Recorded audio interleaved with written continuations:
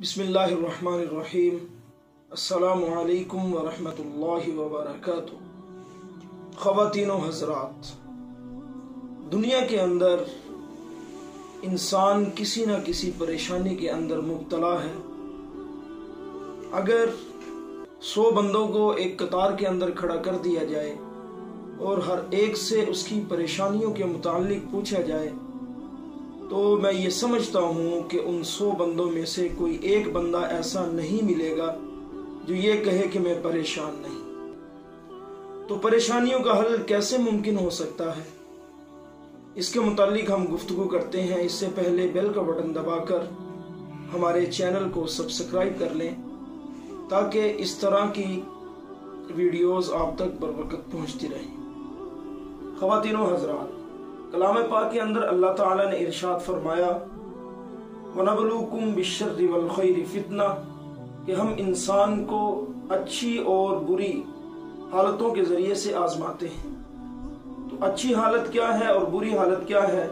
तफसीर के अंदर अच्छी हालत से मुराद तबीयत के मुवाफिक अशिया को जिक्र किया है, जैसे सेहत का मिल जाना, बहुत सी माल और दौलत का मिल जाना, ऐशो इशरत का सामान मुहैया हो जाना। और शर से इसके खिलाफ मुराद है, यानी बीमारी, तंगदस्ती। तो अब हमें क्या करना है? अल्लाह ताला हमें इन दोनों चीज़ों के ज़रिए से आजमाता है।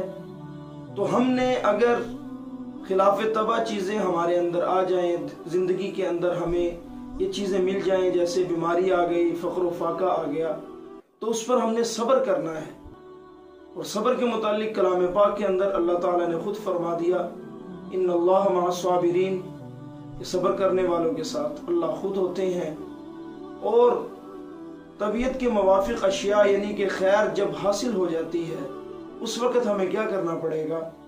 तो ये भी हमारा मसला हल हो गया कि हमें शुक्र करना पड़ेगा। और शुक्र के मुतालिक अल्लाह ताला ने कलाम मजीद में इरशाद फरमाया, लइन शकरतुम लअज़ीदन्नकुम वाला इन कफरतुम इन्न अज़ाबी लशदीद, कि जो बंदा जितना मेरा शुक्र अदा करता रहता है तो मैं अपनी नेमतों को उस पर उतनी ही बढ़ाता रहता हूँ और बहुत ज्यादा कर देता हूँ। तो ये शुक्र के नतीजे में आता है।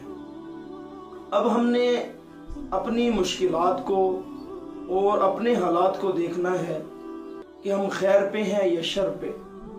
अगर हम खैर पे हैं, हमारे पास अल्हम्दुलिल्लाह सेहत भी है, अल्लाह पाक का दिया सब कुछ है, ऐशो इशरत में भी है, क्या हम अल्लाह का शुक्र अदा कर रहे हैं?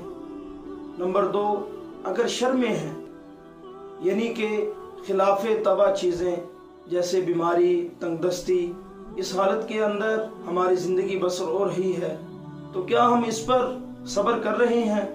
तो हमने ये देखना है।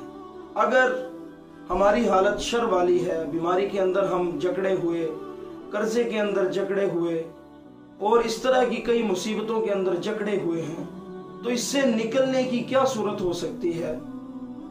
इसके कई तरीके रसूलुल्लाह सल्लल्लाहु अलैहि वसल्लम ने इरशाद फरमाए, जिसमें से एक हदीस मुबारका रसूलुल्लाह सल्लल्लाहु अलैहि वसल्लम ने इरशाद फरमाई कि जो शख्स ये चाहता है कि मेरी तमाम की तमाम दुआएं कबूल हों और मेरी तमाम मुसीबतें मुझसे जुदा हों, तो वो उन गरीब मकरूज़ों को जिनको उसने कर्जा दिया हुआ है उनके साथ आसानी का मामला करेगा, तो उस शख्स की दुआएं भी कबूल होगी और परेशानियों से भी निजात हासिल करेगा। तो आज के लिए इतना ही पैगाम। इंशाअल्लाह आइंदा वीडियोस के अंदर आपको इस तरह के मुफीद मशवरे और रसूलुल्लाह सल्लल्लाहु अलैहि वसल्लम की अहादीस की रोशनी के अंदर और कलाम पाक के आयात मुबारका के ज़रिए आपके मसाइल का हल इंशाअल्लाह आप तक पहुँचाते रहेंगे। अब के लिए बस इतना ही। जज़ाकुमुल्लाह व अहसनुल जज़ा।